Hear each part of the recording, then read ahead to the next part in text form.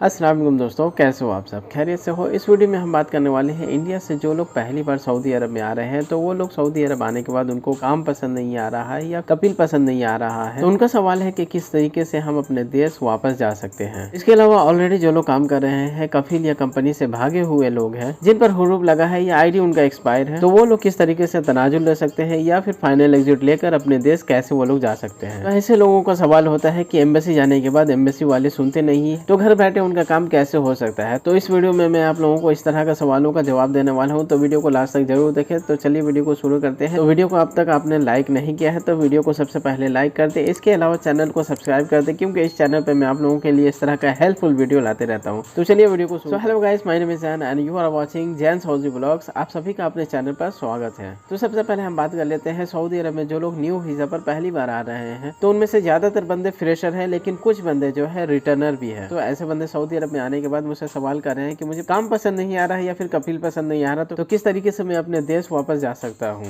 या फिर किस तरीके से मैं किसी दूसरे कंपनी में तनाजुल ले सकता हूँ। तो मैं आपको क्लियर कर दूं, अगर आप किसी दूसरी कंपनी में ट्रांसफर लेना चाहते हैं तो आप ट्रांसफर भी ले सकते हैं। इसके अलावा अगर आप अपने होम कंट्री में वापस जाना चाहते हैं तो आप अपने होम कंट्री में वापस भी जा सकते हैं। तनाजुल लेने का सऊदी अरब में क्या सिस्टम है, क्या प्रोसेस, अब आप किसी दूसरी कंपनी में ट्रांसफर लेना चाहते हैं तो आप सऊदी अरब में कैसे किसी दूसरी कंपनी में ट्रांसफर ले सकते हैं।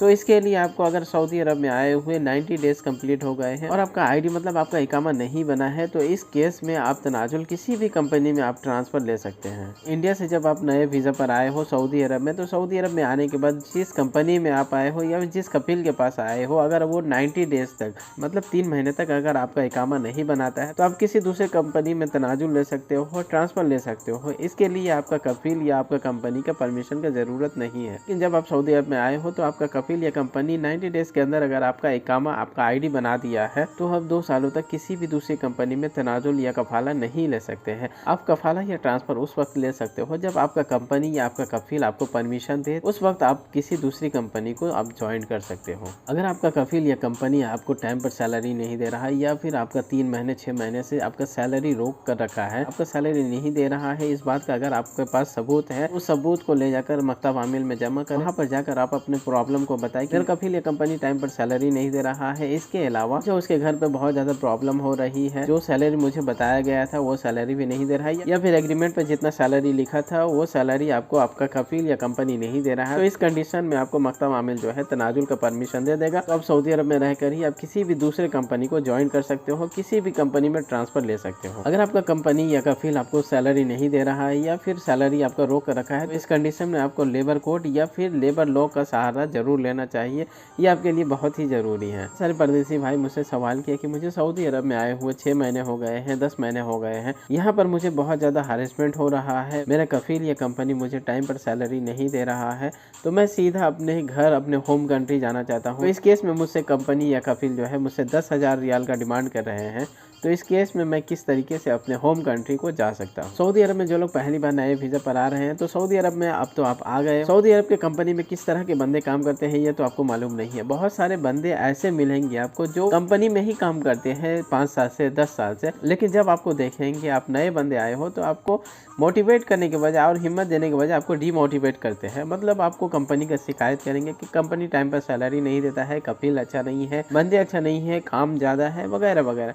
तो इस तरह के आपको बहुत सारे बंदे देखने को मिलेंगे, तो आपको डरना या घबराना नहीं है। आप इंडिया से सऊदी अरब आ गए हो तो बस आगे रहो। अपना इंडिया में घर बनाने के लिए आए हो, बहन की शादी करने के लिए आए हो, या फिर अपने अम्मी अब्बू के लिए जगह जमीन वगैरह खरीदने के लिए सऊदी अरब आए हो, तो बस आप अपने गोल के ऊपर जो है फोकस करें। किसी भी दूसरे की बात को सुनने की जरूरत नहीं है। अगर आप दूसरे की बात सुनोगे आपको टेंशन होगा, सऊदी अरब में रहने का दिल नहीं करेगा, काम में मन नहीं लगेगा। तो इससे बेहतर है कि कोई कुछ भी बोल रहा है वो सुनना नहीं है, आप अपने मकसद पर ध्यान रखिए, जो है जिद्दोजहद आप स्ट्रगल करते रहें। तो मैं बात कर रहा था कि सऊदी अरब में आने के बाद कंपनी या कफील आपको टाइम पर सैलरी नहीं दे रहा है या फिर बहुत ज़्यादा हैरेसमेंट हो रहा है और 3 महीने 6 महीने या फिर 10 महीने हो गए हो और आप अपने घर होम कंट्री जाना चाहते हो, तो कैसे जा सकते हो। इंडियन एम्बेसी में जाए, इंडियन एम्बेसी में जाके वहाँ पर आप फॉर्म फिलअप करें।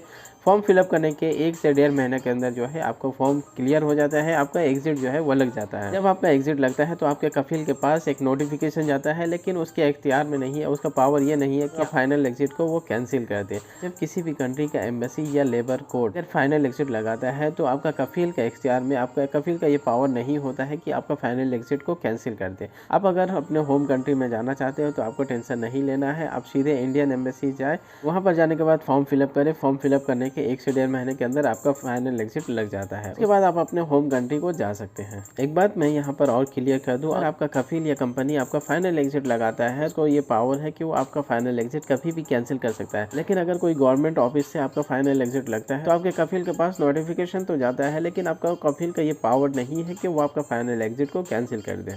तो अब बात कर लेते हैं हम हुरूफ के जो नए अपडेट आए हैं उसके बारे में। हालांकि सऊदी अरब में डे बाई डे हुरूफ को लेकर नए सिस्टम, नया लॉ बनाया जा रहा है, नया कानून बनाया जा रहा है। और आप लोगों का सवाल रहता है कि मेरे ऊपर हुरूफ लगा हुआ है, क्या मैं सऊदी अरब दोबारा आ सकता हूँ? इसके अलावा बहुत सारे परदेशी भाइयों का ये भी सवाल होता है कि मेरे ऊपर हुरूफ लगा है, क्या मुझे 1 लाख रियाल का फाइन या जुर्माना देना होगा? तो ये बात डिपेंड करता है, आपने कोई वायलेशन तो नहीं किया है सऊदी अरब में, आप कोई बड़ा क्राइम तो नहीं किए हैं। अगर आप सऊदी अरब में कोई बड़ा क्राइम किए हैं, आपको शुरता या पुलिस ढूंढ रही है, तो इस कंडीशन में हो सकता है आपके ऊपर गिरामो हो, या फिर आप कोई बड़ा वायलेशन करते हैं तो इस कंडीशन में आपके ऊपर फाइन वगैरह आ सकता है। अगर आप सऊदी अरब में कोई बड़ा क्राइम करते हैं तो इस सूरत में पुलिस जो है आपको डिपोर्ट कर देते हैं, लाइफ टाइम के लिए जो है सऊदी अरब के लिए बैन कर दिया जाता है। तो उम्मीद करता हूँ दोस्तों वीडियो आप लोगों को पसंद आया है। वीडियो अगर पसंद आए तो वीडियो को लाइक करें, अपने दोस्तों के साथ वीडियो को जरूर शेयर करें ताकि उन लोगों को भी इस तरह का इन्फॉर्मेशन मिल सके।